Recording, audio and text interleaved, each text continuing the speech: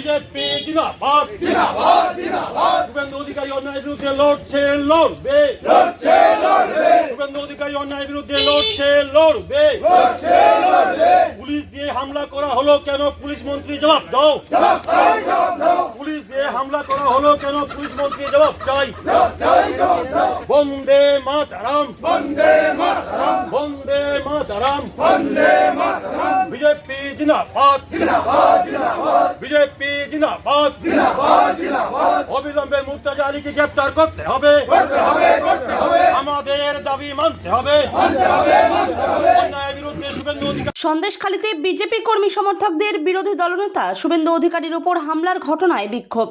বিরোধী নেতা শুভেন্দু অধিকারীর উপরে হামলার ঘটনায় বিজেপি কর্মী সমর্থকরা তারা একাধিক জায়গায় বিক্ষোভ দেখায়। আজ সন্দেশখালী ব্লকের সন্দেশখালী থানার সামনে বিক্ষোভ দেখায় কর্মী সমর্থকরা। কেন মারা হলো তার প্রতিবাদে বিক্ষোভ দেখায় বিজেপির কর্মী সমর্থকরা। সন্দেশখালী থানার সামনে গিয়ে বিক্ষোভ, দোষীদের শাস্তির প্রতিবাদে তারা বিক্ষোভ দেখায়।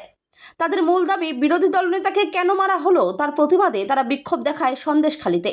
এদিনের এই বিক্ষোভে ছিলেন বসিরহাট লোকসভার কনভেনার বিকাশ সিং, রাজ্য কিষাণ সেলের সভাপতি রতিকান্ত ঢালি, সন্দেশখালী প্রতিবাদী মুখ মাম্পি দাস ও বিজেপি কর্মী সমর্থকরা এদিন এই বিক্ষোভে সামিল হন। Bureau report, crime press, Bengal news.